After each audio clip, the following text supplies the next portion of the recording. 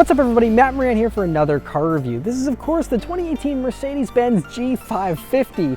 Huge thanks to Mercedes-Benz for providing me with this very sweet G-Wagon to review for you guys today. Also, huge thanks to the Automotive Video Association for arranging this car and 8 others for the first ever AVA Spring event. The event brought 6 of the best car reviewers in video and myself together to film several iconic cars and some of the top luxury SUVs. So about the 2018 G550, well, this is the last year of the G-Wagon that's been around for decades and decades. They've obviously updated it over the years, but it's still, especially in this olive matte color, it just looks really, really military, I guess, in its look, and just very old-fashioned, old school. I mean, it's still got the same basic design that it's had since, the 70s or whatever. And so it's a very unique thing. It really stands out, and these days especially, it's become almost like a status symbol, especially among Hollywood and things like that, and for good reason. I mean, because it doesn't look like anything else out there on the road these days, honestly. I mean, right up front there, you have the, the round headlamps that are unmistakable, the grille guard here on this one, and even the hood, the way that it sits just right on top of these fenders, and it has all kinds of gaps. Unlike other Mercedes that are all really advanced and sleek looking these days, this is the polar opposite. I mean, this hood looks like it's not even closed all the way because of the amount of gap. I can actually fit my fingers in between the two here. Also, you have these fenders that stick out so much, and they're so flat you could just fit your Starbucks right there and have a nice little table almost with the way these fenders come out. It's just hilarious. Coming down to the sides here, you have these massive windows that again is it makes for great visibility, but it's also really funny just because it again looks so much like a military vehicle really, with the shape of those. And going out back there, again, just very old school looking. You have little rectangular tail lamps there. You have the externally mounted, spare tire there right on the back, and a door that swings outwards instead of up, and so overall, it's one of those vehicles you can't look at seriously. I mean, it definitely looks mean, but it's just, in modern times, being a 2018 model vehicle, it just, really stands out from the rest. I think that's one of the cool things about it. Right, so for the interior of the 2018 G-Wagon here, it's really interesting. It's very dated just because of all the Mercedes stuff in here is a generation behind, all the modern stuff. And again, there's a brand new G-Wagon that has all the latest tech and is completely redone from the ground up. And so if you care about an interior, I would definitely wait for the new one because these are, they're interesting. So we'll just first start with these seats, which are one of the highlights. Really great seats. They actually have adjustable bolstering here with these very kind of little cheap switches here off to the right-hand side. But you can actually adjust the bolstering, and so because of that, they can actually really hug you in nicely, and they're very soft, comfortable seats, especially here in this Designo trim. I really like the color contrast here, and it looks really good. So overall, these are really great seats. Next is the steering wheel in the G-Wagon, which is also pretty good, although it is, a little bit of a dated design. You see a lot of nicer materials and things like that, I think, on some of the newer Mercedes steering wheels. But anyway, still is a pretty nice 9-3 grip. No 10 and 2 notches or anything, just a couple of buttons here on it, small little paddle shifters here on the back, and so overall it's a pretty good wheel. The only thing interesting about it is it's like angled upward. I mean, obviously you can tilt and telescope the wheel whatever way you like, but the whole dashboard seems to be kind of angled a little bit, and so you almost feel like you're driving a bus with the way the steering wheel positioning is. It's not straight on, it's up a little bit, which is just different, but kind of goes with the whole quirky theme of this vehicle. Next are the gauges here in the G-Wagon, which are pretty good, but again, like a generation behind as far as Mercedes stuff goes. So a little bit dated, but I always liked these gauges a lot. So the 2 round analog dials there with the auxiliary gauges set inside of them. And you have a smaller screen, again, going back to the previous gen, a little bit of a smaller full color display still, but not quite as large as stuff you get in the normal C-Class and stuff these days, but still a nice little display there. It does your basics, trip information, audio, nav, stuff like that, but nothing too advanced, but all the basics, and that's good enough. Coming over to the center of the dashboard here, the first thing I have to mention is the dashboard itself. It is so tiny. My hand, which isn't a huge hand, can fit the whole length of this dashboard from start to finish here. It's really tiny, and so I mean the visibility here, which I'll talk about when I'm driving a little bit more, but I mean you have pencil thin A-pillars and a very good view forward. The windshield is like right up against your face almost. It feels like it's just all very close to you. The whole car itself is just a little cramped. It's just a little narrow feeling because it is, you know, and so it's not quite as spacious as any of the other Mercedes SUVs in the lineup, even the smallest stuff, really. But you know, again, all these things I'm going to say, but it's a G-Wagon. People make these sacrifices, they compromise, even though, you know, as far as numbers and features go, it's still, you know, behind all the other actual modern Mercedes SUVs. Anyway, though, coming over to the center of the dashboard here, you have this little bit of a smaller screen here, square here, and, you know, it does run the modern system that Mercedes has here for their infotainment. And, you know, it does all the basics. You know, the maps look pretty good, you know, it'll have Bluetooth audios, all that type of stuff. And so, you know, a pretty good screen, you know, nice and high resolution there. You have the little controller, which is, again, the previous gen controller, not the newer, larger ones you see these days. And, you know, it works well enough, though. Coming down, you have your differential lockers. There's 3 of them here, you know, which shows that this is still a very, very off-road capable vehicle. This isn't, you know, built to just cruise around mall parking lots. It actually can do all the, you know, off-road stuff, which is very impressive. But then coming down, you have, again, more of the dated Mercedes stuff with a full telephone keypad. I don't know if anyone even uses those anymore, but it's there. And then you have your other little shortcuts and a little volume knob here. Then you have a little row of nice metal buttons for other seat controls and things like that. And then you have your climate controls, which are way down. I mean, it's like you're looking down into the footwell in order to get to these climate controls. But it's nice as you do have the temperatures reflected up here on the screen, so you don't have to stare down at it to control it. You can just turn the knob and then see on the screen what's going on, so it doesn't take your eyes off the road too much. Storage space in the G-Wagon is interesting, and again shows this car's very dated roots, because you know, you have these pretty thin doors. They're very heavy and they feel awesome, by the way.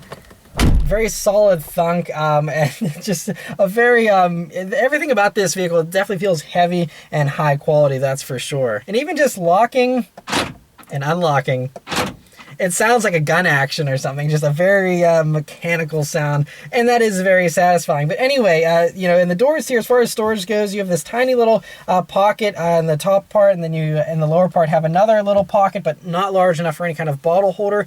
Coming over to the center here, you have an ashtray, again, showing the dated roots of this vehicle, and that's basically it. You have a little cigarette lighter here in the back and a little square that you could fit maybe a piece of gum if you split it in half.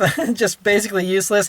And then you have a little mini basketball hoop down here for your single cup holder. Again, I don't know how people live with these with one cup holder up front.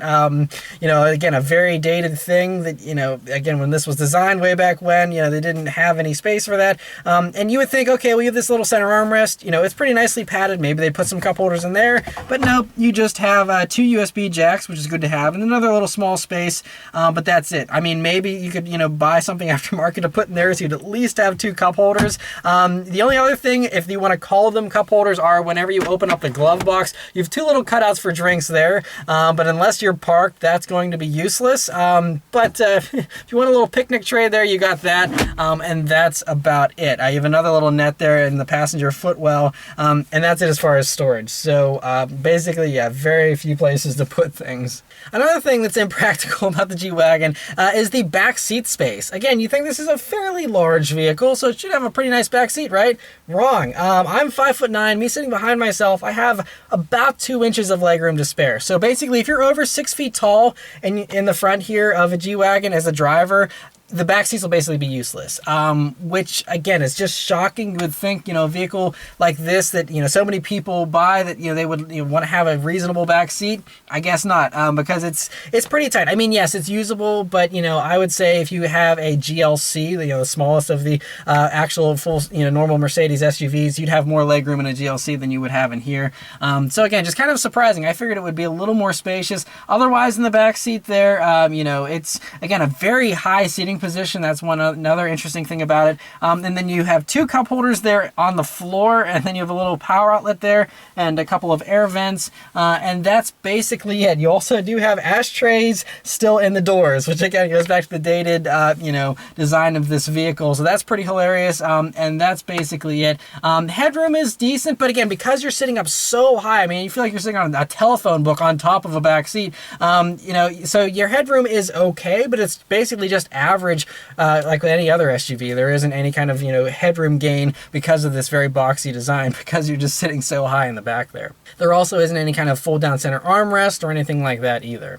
Trunk space in the G-Wagon is very good. That is one benefit for sure. Now it isn't it's pretty wide still, but you do have a little bit of unused space there on the sides. And so anyway, you open that door, the way it swings open is really cool, and it's really heavy, especially with that spare tire mounted on the back. But anyway, it's a large space there, and of course, since it's so square, I mean, you could stack stuff 5 feet high back there and be fine. I think just a ton of space, and pretty deep space as well. It goes pretty far back there. And so overall, very good as far as cargo space goes there in the back.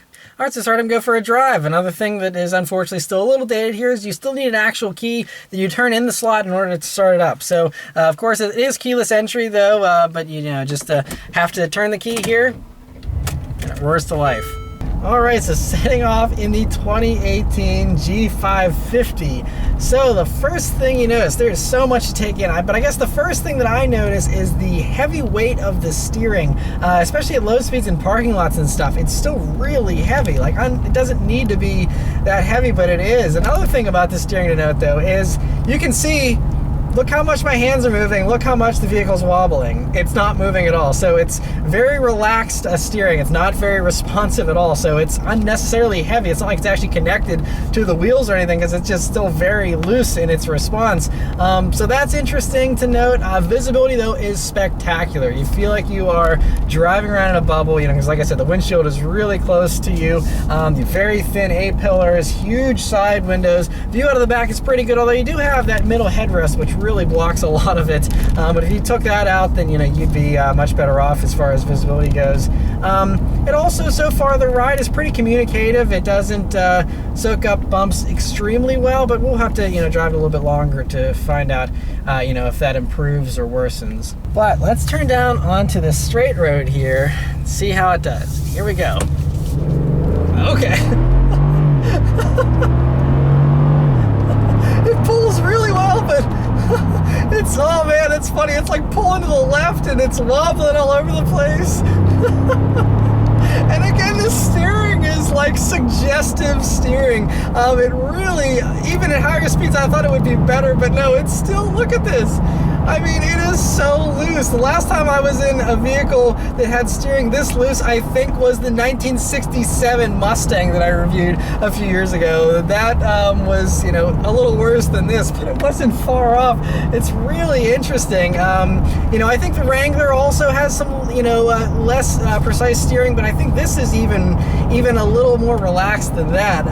So yeah, it's very interesting. But anyway, as far as the engine specs for the G-Wagon here, now in the G550 trim, you get the 4-liter bi-turbo V8 engine. It does 416 horsepower, 450 pound-feet of torque, and so 0 to 60 is actually like 5.7 seconds. So even in the non-AMG version of the G-Wagon, it's still plenty quick. And so yeah, anyone that needs more power in a G-Wagon, you are crazy, because it's you're not going to be able to do much once you see a corner. That's for sure. I think these things, the way it feels, it's all very loosey-goosey. It all runs through a 7-speed automatic transmission as well. Man, this thing's got boatloads of torque.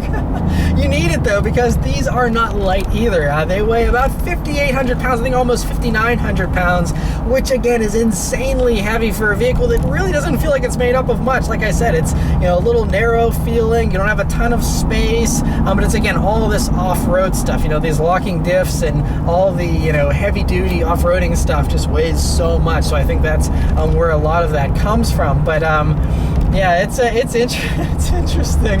Oh man, this is it's one of those cars you just kind of have to laugh at. You can't take it too seriously. Of course, every single other modern Mercedes SUV drives probably 5 times more precisely. But again, you don't buy one of these, obviously, because those are all cheaper, I think, than this is. You buy this for the fun of it, the quirky nature of it. And so I think, when you look at it in that perspective, this is very fun. It's very, It definitely is more engaging, you know, whereas, you know, modern SUVs are all so sharp and so effortless in their performance, and this reminds you of the way things used to be. But as we use the brakes here a little bit, the brakes have a really nice meaty feel to them. Throttle response is pretty good, but the transmission sometimes muddles it up a little bit. And the transmission, you can catch it off guard, where it tries to rely on the torque, but it's like, no, I just want a downshift, and then it will give you the downshift. But it isn't the quickest reacting transmission, this 7-speed, at least on automatic mode here. But one thing that I'm noticing here is it has a very gradual steering ratio. So, you know, it's a lot of turns lock to lock, or at least it feels that way, because you know, whenever you're in tighter corners, it's like you're really spinning this wheel to get it to turn. But I think they, again, do that deliberately, because if you had super sharp steering in this thing, I feel like it'd be way more likely to upset the suspension, because of, you know, the way this is set up, and it's softer, you know, set up, and just you're sitting so high off the ground. It has excellent ground clearance, and again, that is all going back to the off-road capability. You buy this because you want a really good off-roader, or because you want the status symbol, like, you know, everyone in Hollywood does. But yeah, I cannot push this thing in corners. It leans so much. I mean, I actually feel it wobbling. Like, this is I'm trying to think of another vehicle I've driven that feels remotely close to this. I mean, like I said, the Jeep Wrangler kind of, but honestly, that feels even tighter than this does. Yeah, it's one of those vehicles, you can have fun driving slow in it, though. That is the nice thing about all of this, is whenever you have very low limits like this, you can cruise around at 35, 40 miles an hour and still be having a blast, because, you know, you're getting all this extreme body motion. You're like, man, I'm flying. And it's like, no, you're not. You're going really slow, but it's fun and it feels extreme. And so that's what driving fun is all about. It's not about lap times, it's about the experience. And this has that drama and that theater by the bucket loads. It is, and that's really, you know, you have to approach it in that mindset, you know. And if you hop in this and you are expecting it to drive like a modern Mercedes, you know, you're going to be sorely disappointed. And you know, it's not set up for that. And I mean, I'll have to be curious to see how the brand new G-Wagon is, because they do actually have an independent front suspension in those now, versus this, where you have a solid axle both front and rear. And so I'm guessing that handles better, but who knows how much better compared to, again, the actual modern Mercedes SUVs that are you know, a lot more advanced with, you know, fully independent, you know, rear suspension and everything else. I will say, though, it sounds really good. It's not super loud, actually. You have these like side pipes that dump out right by the rear doors there, which is an interesting design choice as well. But so, you know, you would think you'd maybe hear a little bit more than you would if you were, you know, in something that you had actual, you know, normal exhaust tips that went out the back. But it's not that much louder. I think they probably, you know, did a decent amount of sound deadening and stuff to, you know, kind of give it a refined ride. And I will say it's impressive, you know, for something that has the aerodynamics of a condominium. You don't really get a lot of wind noise, you know. It's still pretty quiet in here, and you don't even really get a whole lot of tire noise here, at least in the G550. I mean, you get a little bit, but it's really not bad. So, I mean, as far as refinement goes, whenever you're just cruising, it does still feel, you know, pretty good and, you know, pretty luxurious. So that is definitely a positive of the driving experience. But everything else, you know, it definitely feels dated. So I think if you're a G-Wagon owner, you have to have a sense of humor about the vehicle you drive. You can't be in a hurry. You can't, you know, fly around corners. You know, it'll go quickly in a straight line, but you're going to have to slow down for every single corner you encounter. And I know I might sound a little negative here whenever I'm talking about the driving of the G-Wagon, but, you know, in the past I could never understand, you know, why people would enjoy driving a vehicle that handled like a 1980s SUV. But now I get it. It's, you know, it's really fun and dramatic, and it feels like an adventure every time you drive the G-Wagon, and it looks like an adventure every time you drive it too. It's just, you know, it looks like you're on a jungle safari or something, and it feels like that whenever you're driving around in it too. And so I think that's really the unique thing about the G-Wagon, is these low limits and just the quirkiness of it. Another acceleration. It's strong performance. But yeah, now I think I get, you know, the appeal behind G-Wagons. You know, if you're just doing a run to the grocery store or something, it'll be definitely much more fun and exciting and memorable in this than it would be in something that's perfectly serene and calm and collected and super refined. And so I can understand that now. And I never understood that until I drove one of these, and now I can kind of appreciate that, I guess. I still think the lack of practicality gets me though, you know, with only having one little cup holder, nowhere to really put stuff, not much back seat space. Those types of things, you know, are still a struggling point for me as to, you know, living with one of these, you know, would I really want to put up with those sacrifices for the, you know, comical driving experience? And, you know, that just comes down to personal preference, and that's a subjective thing. And obviously these are plenty popular, so I guess many people, you know, are fine making that compromise.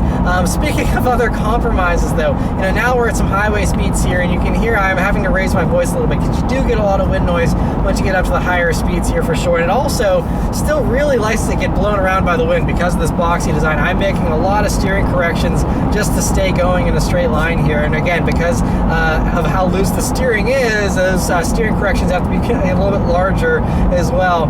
But anyway, going back to some compromises here, fuel economy is another thing that you definitely cannot have to worry about if you own one of these. You definitely aren't going to get very good fuel economy. These are rated 13 in the city, 14 on the highway for a combined average of 13. So if you can break 13 or 14 mpg, you're doing pretty good. And again, that comes down to the massive weight, the pretty big engine, and of course just the horrible aerodynamics here of the G-Wagon. But again, like I said, it's one of those things you make an allowance for because of what it is and the character and the hilariousness of the whole idea. And so yeah, the last thing too is the price tag. So in addition to that, you have to also be able to sacrifice a lot of money in order to get yourself into one of these, at least the new one. I mean, these have been around forever, so in the used market, you know, you can get one a little bit more affordably. But brand new, these start for 2018 here at I think $123,000, and it's not even the AMG version. This one, as tested, is like $142,000, and that's again another struggling point. You can get some really sweet stuff for 140 grand. This is fun, this is funny, it's a nice toy or a nice little, you know, thing to tool around town in. Is it 140 grand sweet? I don't know. I mean, again, that comes down to personal preference, and like I said, they sell plenty of them, so there's plenty of people that you know, might disagree with me. But it's definitely a very unique car, and I just have to thank Mercedes for keeping these in production. I mean, obviously they probably, you know, they seem to be very successful with it still, but it just, you know, it still takes guts to keep something like this around and not phase it out, and you know, because they're giving people what they want, the enthusiasts what they want. They want the aggressive off-road stuff, but they also want all this luxury, and so Mercedes is happy to give it to them. And I like that whenever, you know, companies listen to the consumers and they're like, no matter how crazy of an idea this is, people want it, so we will make it. And I really have to respect that. And so it's really awesome of Mercedes to keep these alive and to keep you know, investing in them and updating them here over the years. And now we have an all-new version, which I'm sure is even better in every way than this one. But it's still just a very fun vehicle, and it puts a smile on my face. And that's something that not a lot of you know, normal large luxury SUVs can do. You know, they can all be very luxurious and pamper you, but do they actually put a big grin on your face like this one has? And are they actually you know, hilariously fun just to go down the road in? And so yeah, it's a very, very impressive vehicle in that regard. So anyway, huge thanks once again to Mercedes for providing me with this G550 to review for you guys today. Let me know your thoughts on the G-Wagon in the comments below. Thank you guys very much for watching, and I'll see you next time. Take care.